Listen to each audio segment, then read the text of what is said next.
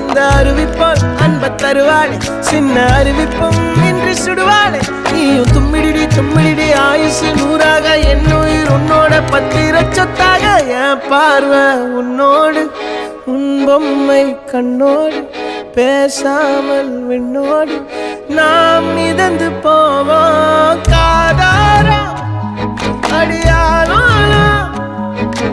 நான் தாங்க